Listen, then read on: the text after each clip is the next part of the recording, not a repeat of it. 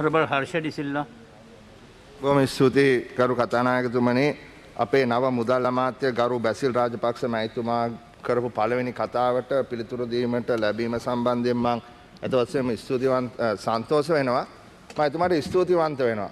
මොකද ගරු ඇමතුමා යථාර්ථය මං හිතන්නේ බොහෝ දුරට පැහැදිලි කරා. එතුමා කිව්වා අපි අර්බුද දෙකකට මුහුණ දෙනවා කියලා. එතුමා කිව්වා දේශීය ගිණුමේ අර්බුදයක් තියෙනවා කිව්වා. එතුමා කිව්වා මේක දේශපාලන පක්ෂයකට ගොනු කරන්න එතුමා කැමති නැහැ. සතවර්ෂ ගණනාවක් මම හිතන්නේ එතුමාට වැරදුනා. දශක ගණනාවක් තිස්සේ මේ ප්‍රශ්නේ උඩුදිව්වයි කියලා එතුමා කිව්වා. ආදායමට වඩා වියදම වැඩි කියලා එතුමා කිව්වා. වියදම සමහර වෙලාවට නාස්තිය දූෂණය වෙලා නිසාත් වැඩි වෙලා තියෙනවා කිව්වා. ආදායම අඩු වෙලා තියෙනවා කිව්වා. වැට් එක අඩු වෙලා තියෙනවා කිව්වා. එතුමාට මම මතක් කරන්න කැමතියි 2019 දෙසැම්බර් මාසයේ විශාල ලෙස ඒ බදු වෙනස් කිරීමක් සිද්ධ වුණා. ඒ හරහා ඒ බදු අඩුවීම සිද්ධ වෙච්ච බව ඔබතුමා හොඳට හැටියට දන්නවා. දේශපාලනය කිරීමක් නෙවෙයි මම මේ ඇත්ත කතා කරන්නේ. ඊළඟට එතුමා කිව්වා මේ විදේශ ගිණුමෙත් අර්බුදයක් තියෙනවා කියලා. එතුමා කිව්වා සංචිත පල්ලෙහාට අවිල්ලා තියෙනවා කියලා. එතුමා කිව්වා සංචාරක ව්‍යාපාරය සම්පූර්ණයෙන්ම කඩාගෙන වැටලා තියෙනවා කියලා. එතුමා තව දෙයක් කිව්වා. අපි කවුරුත් බලාපොරොත්තු නොවිච්ච විදියට ප්‍රේෂණ ජූනි මාසයේ ඉඳලා පහට වැටෙන්න පටන් අරන් තියෙනවා කියලා එතුමා කිව්වා. ඒක ඉහළ දාන්න උත්සාහ කරනවා කියලාත් එතුමා කිව්වා. එතුමා ඊළඟට කිව්වා ණය ගන්න ඉතාමත්ම සහනදායී ක්‍රමයට විතරයි ඉස්සර වාගේ රෝල් ඕවර් කරන්නේ. නමුත් ඒ ණය ගෙවන්න උත්සාහ කරනවා. සංචිත පල්ලෙහා ගියාට විදේශ ණයත් ඒ ආකාරයෙන්ම පල්ලෙහාට යනවා කියලා. නමුත් ගරු ඇමතුමා ඔබතුමාට කියන්න කැමති මේක ලයිට් ස්විච් එකක් දානවා වගේ කරන්න පුළුවන් දෙයක් නෙමෙයි. එහෙම කරන්න හදන්නත් එපා. ඒ නිසා තමයි මේ දැඩි ලෙස මේ විනිමය අනුපාතයට පහරක් එල්ල වෙලා තියෙන්නේ. ඒක තමයි අද කළු කඩේ එහෙමත් නැත්නම් වැල්ලවත්තේ පිටකොටුවේ ඩොලර් එක සමහර වෙලාවට රුපියල් 245ටත් එහා මිලකට විකිනෙන්නේ. 2018 රනිල් වික්‍රමසිංහ ආණ්ඩුව හරහා මීඩියම් ටර්ම් ඩෙට් රීස්ට්‍රක්චරින් ප්ලෑන් එකක් කියලා එකක් හදලා තිබ්බා.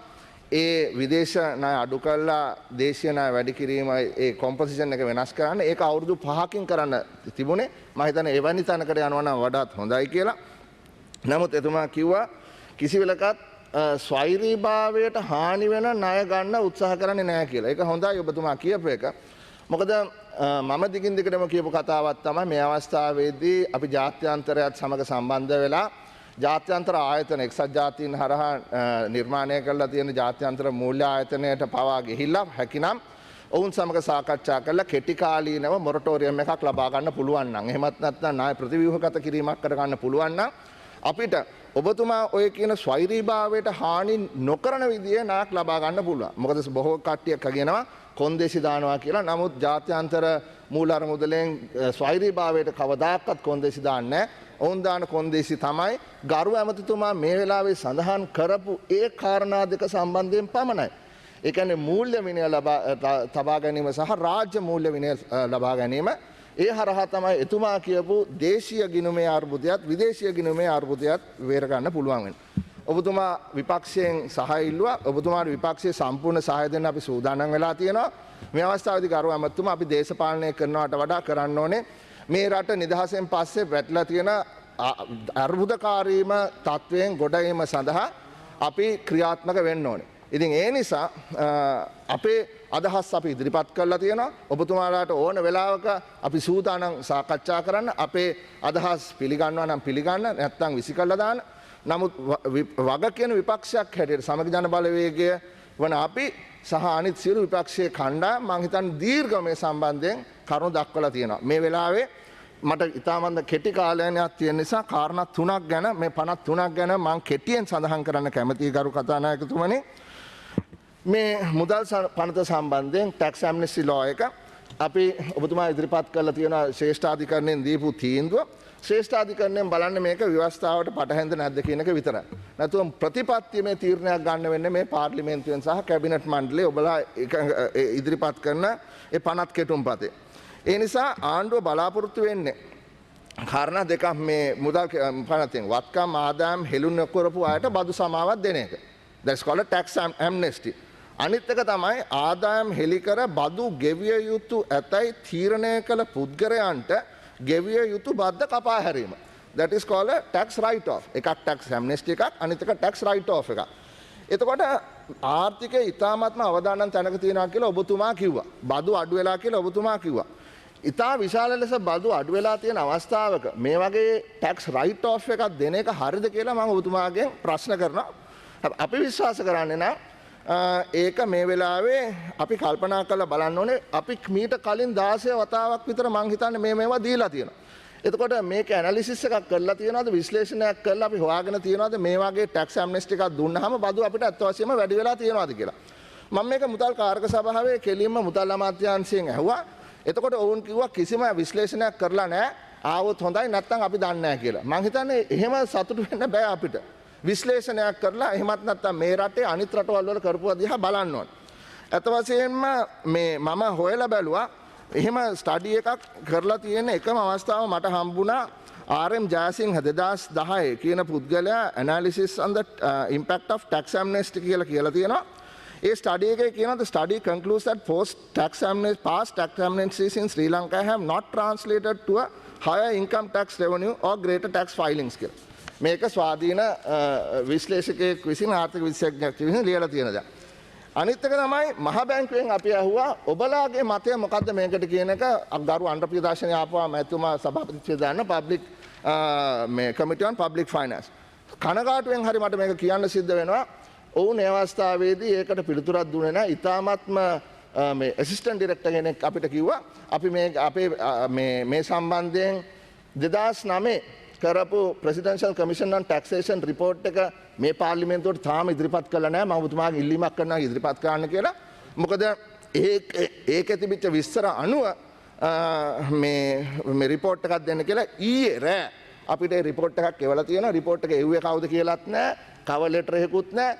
ඒකෙන් කියනවා මේක යම්කිසි පැත්තකට ගුණත් නැහැ අනිත් පැත්තට අගුණත් නැහැ කියලා. එතකොට මහ බැංකුවේ අදහස මේ සම්බන්ධයෙන් මීට වඩා මේ ගැඹුරෙන් අපිට දැනගන්න අවශ්‍ය වෙලා තියෙනවා. ඒකට එක හේතුවක් තමයි ගරු ඇමතුමා මේ ප්‍රෙසිඩන්ට් කමිෂන් on ටැක්සේෂන් එක සභාපතිත්වයේ දරුවේ ගරු මහාචාර්ය WD ලක්ෂ්මන් මැතිතුමා.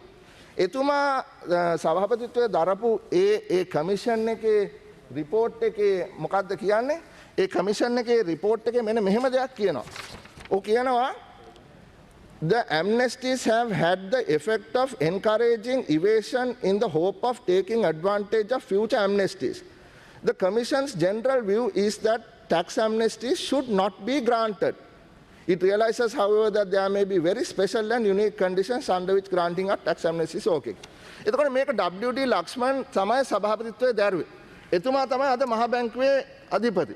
එතකොට එතුමා එදා කිව්වා නම් මේක කළ යුතු නැහැ. මේක වැරදි කියලා. ඒ මතය වෙනස් වීමට හේතුව මොකක්ද කියලා දීර්ඝව මම හිතන්නේ මහ බැංකුවෙන් කාටත් දැනුවත් කළ යුතුයි. වෙලා මත නිසා මම මේ ඉස්සරහට යන්න කැමතියි. ඒ තමයි මෙවැනි බදු නොගෙවන වංචනිකයන්ට බදු සහන ලබා දීමෙන් අවංක බදු ගෙවන්නන්ට රටේ මුළු වැය බය පැටවෙනවා. ගරු කතානායකතුමා වංචකිනන්ට සහන ලබා දීමේ ප්‍රතිපත්තියක් තමයි මෙවැනි බදු සහන වලින් අපි ලබා දෙන්නේ. ඒ නිසා මේ ලංකාවේ ජාත්‍යන්තරයේ අත්දැකීම් සහ සාක්ෂි අපි බැලුවොත් එහෙම ගරු මුදල් ඇමතිතුමා විටින් විට මේ ටැක්ස් ඇම්නෙස්ටි දීම හරහා සිද්ධ වෙන්නේ බදු ගෙවීම පෙළඹවීම කරනවට වඩා බදු ගෙවීම පැහැර හරින කට්ටියට යම්කිසි උනන්දු කරවීමක් සිද්ධ කරන එක කියන එක තමයි ජාත්‍යන්තරව internationally peer reviewed journal articles which has no political bias have really established. ඒ නිසා සිදුවිය යුත්තේ බදු එක්රැස් කිරීමේ ක්‍රමවේදය වඩාත් කාර්යක්ෂම කරන්න ඕනේ ගරු මුදල් ඇමතුමා. උදාහරණයක් හැටියට දැන් අපි හිතමු පේයි ටැක්ස් එක ඔබතුමාලා අයින් කරා. දැන් පේයි ටැක්ස් එකෙන් කරේ මොකද්ද? ඒ ගෙවන මම කියන්නේ ඒකේ threshold එක හරියද percentage එක හරියද නැද්ද කියන එක නෙමෙයි මම කියන්නේ. එතකොට ඒ ආයතන අපි හිතමු 1000ක් තියෙනවා. ඒ ආයතන 1000 විසින් ඒ බදු එකතු කරලා භාණ්ඩාගාරයට ලබා දෙනවා. කොහොමත් අර පුද්ගලයෝ ගෙවිය යුතු බද්ද මේක. නමුත් ඒක අයින් කිරීම හරහා දැන් වෙලා තියෙන්නේ ලක්ෂ ගානකින් ඒ බදු එකතු කරන්න සිද්ධ වෙලා තියෙනවා. එතකොට මෙතන ටැක්ස් ඇඩ්මිනිස්ට්‍රේෂන් එකේ බදු මොකද්ද මැනේජ්මන්ට් එකේ කළමනාකරණයේ ප්‍රශ්නයක් ඇති වෙලා තියෙනවා. ඉතින් ඒ වාගේ දේවල් කරනවා නම් මම හිතන්නේ වඩාත් හොඳයි. අනිත් එක තමයි මේ මේකෙන් අපිට හිතනවා මේ හිතවත් කට්ටියට බදු පැහැර හැරින්න අවස්ථාවක් ලබා දුන්නාද කියලා. අනිත් පැත්තෙන් අහන සාධාරණ ප්‍රශ්නයක් තමයි ගරු මුදල් ඇමතුමා මේ මුදල් විශුද්ධීකරණ වැඩපිළිවෙලට මේ හරහා සම්බන්ධ වෙන්න පුළුවන්ද කියලා මේ පුද්ගලයන්ට. මොකද මේ වංචනිකව බදුනකව සුවිශාල ධනයක් එකතු කරපු අයට තමයි මේ සහන ලැබෙන්නේ. දැන් උදාහරණයක් හැටියට වැට් එක ගැන කතා කරනකොට ඔබතුමා කිව්වා අපි හිතමු අමාරුවෙන් වැඩ කරන මිනිස්සෙක් ගිහිල්ලා තේ කෝප්පයක් බීලා මේ බත්පතක් කනවා පොඩි හෝටලයක. එතකොට ඒකට වැට් එක ගෙවන්න ඕනේ. ඔබතුමාම කිව්වා. හරි හැම එකටම වැට් එක ගෙවන්න ඕනේ. හැබැයි මේ වැට් එක එකතු කරලා බිලක් දීපු සමහර වෙලාවට ඒ පුද්ගලයා පොඩි මුදලාලියලා ගන්න නෙමෙයි මම මේ කියන්නේ. ලොකු විශාල ව්‍යාපාරිකයෝ එහෙමත් නැත්නම් නිෂ්පාදකයෝ ඒ වැට් එක ගෙවලා නැත්නම් ආණ්ඩුවට මේ හරහා ඔවුන්ට ඒ බදු නිදහස ලැබෙනවා. එතකොට ඔබතුමා කියපු කතාව සම්පූර්ණයෙන්ම විකෘති වෙනවා මෙතනදී. මොකද පොඩි මිනිස්සුන්ගෙන් එකතු කරපු බද්ද අවසානයේදී ඒගොල්ලෝ පිටරටවල් වල මේ ආයෝජනය කරලා කාලයක් තිස්සේ භුක්ති විඳලා ඒක සම්පූර්ණයෙන්ම 100ට එකක පොලියක් ගෙවලා ඒ කට්ටියට බදු පැහැර හරින්න අවස්ථාවක් මේකෙන් සැලසෙනවා. උදාහරණයක් හැටියට අපි හිතමු කවුරු හරි ගිහිල්ලා පිටරටක මොකක් හරි අයිලන්ඩ් එක හෝටලයක් ගන්නවා. හෝටලයක් අරගෙන ඒ හෝටලයට ආයෝජනය කරන අර ගෙවපු නැති බදු සල්ලි. හැබැයි මේ බදු ප්‍රතිපත්තිය මේ පනතෙන් කියන්න පුළුවන් නෑ අපි ඒක ආයෝජනය කරලා තියෙනවා. ඒ නිසා මේ 100ට එකක් අර මේ ආදායමෙන් ගෙවලා මේ ටැක්ස් ඇම්නෙස්ටි එක යටතේ සම්පූර්ණයෙන්ම සුද්ධ පවිත්‍ර වෙන්න පුළුවන් කියලා. ඒතකොට ගරු ඇමතුමා ඒකෙන් ලංකාවට කිසිම ආයෝජනයක් ලැබෙන්නේ නැහැ. ඉතින් ඒ නිසා මම ඒක ගැන එච්චරයි කතා කරන්නේ. මොකද මේක අපි we have to think about the financial action task force also. මොකද 2011 අපිට ඕක මේ ග්‍රේ ලිස්ට් එකට ගියාම ඉන්ද්‍රජිත් කුමාරස්වාමී මට හොඳට මතකයි එදා හිටපු මේ අධිපතිතුමා සෑහෙන වහන්සි වෙලා මේ අර මේ මොකක්ද ඒකට කියන්නේ ට්‍රස්ට් ඕඩිනන්ස් එක පවා මෙතනට ගෙනල්ලා වෙනස් කළා. ඒකට මහ විශාල ලෙස මිනිස්සු අපිට ගැහැව්වා මේ මොනවද පින් කැටෙනුත් ටැක්ස් ගන්න හදනවා කියලා. හැබැයි ඒක කරන්න සිද්ධ වෙලා තිබුණේ ට්‍රස්ට් ඕඩිනන්ස් එකේ අර අවසානයේ තියෙන කාගේද මේ අයිතිය who are the beneficial owners of this trust කියන එක සම්බන්ධයෙන් අපේ තිබිච්ච නීතිමය වෙනස් කිරීම සිද්ධ කරන්න ඕන. ඉතින් counter terrorism financing සහ anti money laundering acts වලින් අපි බේරෙන්න ඕන. මොකද ඔබතුමා පෝට් සිටි එකේ ෆයිනෑන්ෂල් සිටි එකක් හදන්න හදනවා. එතකොට ජාත්‍යන්තරයේ අපි ගැන මේ වගේ වැරදි මතයක් ගියොත් ඒක අපිට හොඳ දෙයක් නෙමෙයි. අනිත් එක තමයි මේ කතානායකතුමනි අද බලන්න මේ ඔක්කොම ඇක්ස් 3ක් එක දවසේ දාලා අපි කොහොමද කතා කරන්නේ? විනාඩි 15යි තියෙන්නේ. නමුත් these are very important that we raise these issues. Mr. Speaker, on the Securities and Exchange Commission bill, the Honorable Minister said that it was our draft. I appreciate it. It was our draft by and large. But there have been many revisions made to that draft in what has been proposed in this draft that was tabled in this house some months ago. In fact, we tried to bring this to Parliament, but due to the October disaster in 2018, that couldn't happen. You know, but I have several concerns that I need to raise at this point. One, in this particular draft, and two, in the amendments that were tabled just a little while ago. Honorable Minister, it is very unfair because I had to go through all of this. You know, about 20 pages of amendments, and it is not possible for a human being to do all that in such a short period of time. But nevertheless, I'm trying to raise some of the main issues. You see, whether it is a central bank or the Securities Exchange Commission that regulates the market, you know, all small and medium enterprises as well as large companies raise money from the public, right? The regulator must protect these people and they must be ring-fenced by political interference. So there is one essential element, Honorable Speaker, that I want to bring out, and I want your complete attention to this, Honorable Minister. And that is, why did we did not dilute or take away from the prosecutorial discretion of the Securities and Exchange Commission provided for in the existing act, right? This government and the new commission has transferred this discretion entirely to the Office of the Attorney General, in which case, why do we have a commission at the first place? Now, the issue that I'm trying to make is, Honorable Speaker, is the main point or the crux of this the act is the ability to earmark and find people who do wrong things in the capital market. You know, we talk about pump and dump. We talk about information being sent on Twitter and WhatsApp messages. Now, previously, these were not properly defined. Now, in this, it has an entire chapter part 5. You know, I must also give credit to Mr. Ranil Vijay who was the chairman at the SEC at the time, who took great care, great pains, and had multiple consultations in developing this with all this entire team. It is the two main, what do you call the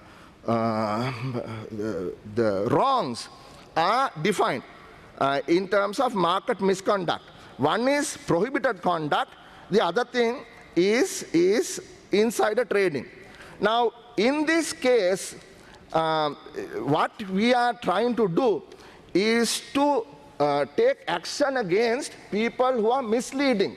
On the one hand, Mr. Chairman, can I have 5 more minutes? 5 additional minutes, right? Is to catch hold of these people specifically for doing either falsifying information, manipulating the market, pump and dump karna kila, or else using various mechanisms to falsify the price of the particular stock. Now, the question that arises is that the Commission hereafter, if this is passed, does not have the discretion to prosecute. The prosecutorial discretion goes directly to the Attorney General. I am not saying that the Attorney General is not apt enough to decide, but I think that decision should be with the Commission, Honorable Minister. Why are you taking the discretion away from the Commission and giving to the Attorney General? Maybe the Attorney General's office is overloaded. There are so many cases that has been filed during the previous administration, and we don't know what has happened. So therefore, my honest opinion, Honorable Sir, is that we should keep, we should not mess with the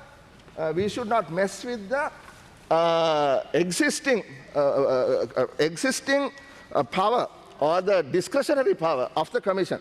The other thing is, you have brought in this thing, Honorable Minister, this is a very important point. Something called, you have added the word platform. Platform.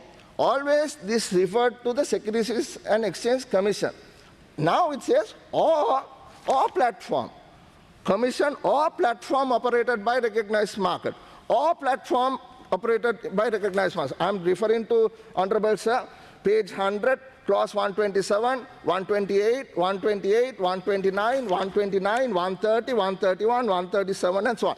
So I would like to ask the question from you, sir, what is this platform? Now, I heard Honorable Minister Namal Rajapaksa talking about a platform for cryptocurrency. Now, cryptocurrency in this country is still not legal. There is no legal framework for, under which it can be traded.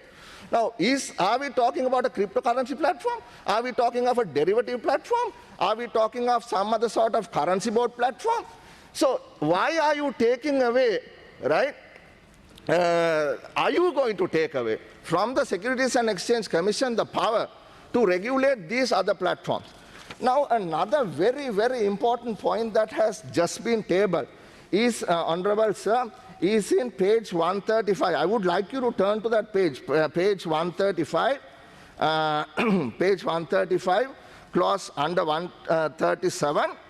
You see, there are certain things that the Commission can do if they find people have, done various things that are in offense of the legality as construed by this Act. And it says you can impose a moratorium or prohibit any trading or dealing, right? So that discretion lies with the independent commission of 10 people. But what has happened is something unbelievable, Honorable Minister. I don't know whether you approved it. I don't know whether the commission approved it. What does it say? It says, delete line 25 through 34 and substitute the following. 1 through 4, the Commission may impose a moratorium on or prohibit any trading of any dealing in the listed public company securities or in any other securities which the Commission thinks fit. Now listen to this, sir. By the promoter or director or any person connected with the promoter or director. We just got this. We just got this about an hour ago. Now has the SEC approved this? Has Viraj Dharatna as the chairman of the Commission celebrated lawyer approved this? Because you know, Honorable Sir, that what is happening on social media is done by various random people. The random people have no connection to the company that they are pumping and dumping. You know, you can't prosecute the owner of, let's say, for instance, LOLC, because it is not the person who's owner of LOLC. Or let's take Grain Elevators, or let's take Expo Lanka. These are random people who are not directors of the companies, nor connected to those companies by any legal mechanism. So by removing this, Honorable Minister of Finance, you are actually going to encourage further pumping and dumping done by random people whose only objective is to pump the stock and dump it on somebody else. And one other thing that was just given to us a little while ago, sir, this is not acceptable, Honorable Minister. Why should you, now somebody, let's say, somebody gets caught for pumping and dumping using some platform. It says, I cannot believe this. You have added, sir, any person aggrieved by a decision made under paragraph 2 or subsection 1 may within 14 days of receipt of such decision submit and appeal to the minister. Sir, why should you be the person to judge? You are not the commission. The commission is an independent body. So I am not referring to you, Honorable Basil Rajapaksa. I am referring to you as the Minister of Finance. It can be you, it can be somebody else. But I do not think, sir, that the minister should have the final word on whether to prosecute or not a person who was found guilty by the commission for insider trading. අවසාන point එක ඒ තමයි ගරු කතානායකතුමා මේ වාහන අපනයන කතාව. වාහන දැන් ඔබතුමා කිව්වා වාහන ගේන එක අපි නැවැත්තුවා කියලා. දැන් අපි කවුරුත් දන්නවා වාහන ගේන්නේ නැහැ කියලා. දැන් මෙතන තියෙනවා 22යි ඇලයිරත් 3 වාහන එකලස් කිරීම සම්බන්ධයෙන් ඉල්ලීම් කරලා තියෙනවා කියලා. දැන් අපි මේක මුදල් කාර්ක සභාවේ අහනකොට අපිට මුදල් අමාත්‍යාංශයෙන් කිව්වා ඒ ලයිස්තුවක් දුන්නා මෙන්න මේ 4-5 දෙනා තමයි ඉල්ලීම් කරලා තියෙන්නේ. මොනවද ඉල්ලීම් කරලා තියෙන්නේ?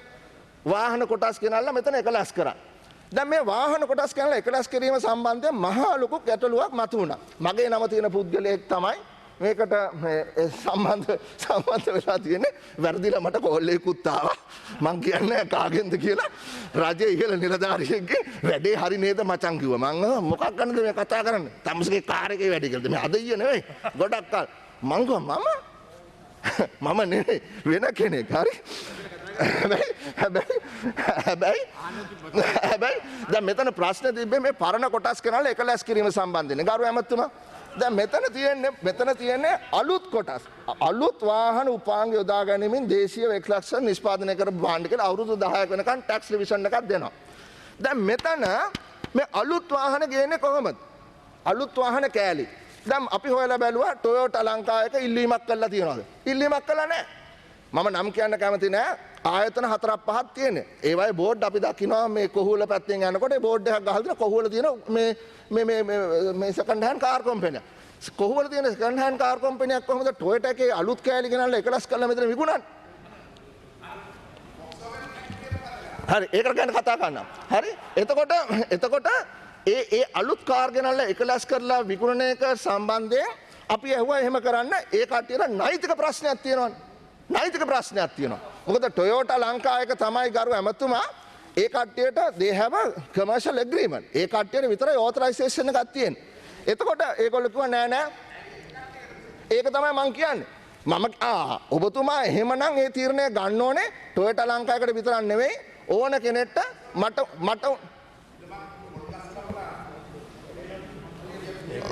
හරි කුලියා පිටියේ පොල් ගස් කපලා හරි කොහේ හරි ඕන තැනක ගෙනහිල්ලා ටොයට් හදන්න පුළුවන්. නෑ ගරු ඇමතුමා කියන එක මම එකඟ වෙනවා. එතුමා කියන්න හදන්නේ අපි තරගකාරීත්වය ලබා දෙමු. එතකොට මේ සම්පූර්ණ ව්‍යුහය වෙනස් කරන්න වෙනවා. හරි? ඉතින් ඒ නිසා නීතිමය ප්‍රශ්න මම නවත්තනවා. නීතිමය ප්‍රශ්නයක් මෙතන පැන නගින්න පුළුවන්. අනිත් එක තමයි මම සභාගත කරන්න කැමතියි මේ ඔබතුමාගේ කැබිනට් පේපර් එක. මේ ගැසට් එක තියෙන්නේ අප්‍රේල් මාසේ. මේ කැබිනට් පේපර් එක තියෙන්නේ මේ ජූලයි මාසේ 13 වෙනිදා. මේකේ මොකද්ද කියන්නේ? මේකේ කියනවා දැන් මේ වාහන ආනයන කරන මේ බෑන් එක අයින් කරාම ඊට පස්සේ පෙට්‍රල් ඩීසල් වාහන නෙවෙයි ගේන්න යන්නේ ඉලෙක්ට්‍රික් වාහන කියලා. ඉතින් ඒ නිසා පෙට්‍රල් ඩීසල් වාහන වෙනුවට ඉලෙක්ට්‍රික් වාහන නම් ගේන්න යන්නේ. මම සභාගත කරන ඔබතුමාගේ කැබිනට් පේපර් එක මොනවටද අද අපි ගෙනල්ලා පෙට්‍රල් ඩීසල් වාහන එකලස් කරන්න අවුරුදු ගානකට මේ කොහෙවත් යන කොහොවල තියෙන කම්පැනියකට මේක ලබා දෙන්න කියලා මම අහන ප්‍රශ්නේ සාධාරණයි කියලා මම විශ්වාස කරනවා. So honorable speaker, I have run out of my time. මට අද කාලේ ඉතාමත්ම අමාරුවෙන් මම මේ කළමනාකරණය කරගත්තේ. නමුත් ඔබතුමාට මම මූලික ප්‍රශ්න 3ක් ඉදිරිපත් කරා මුදල් පනත සම්බන්ධයෙන්.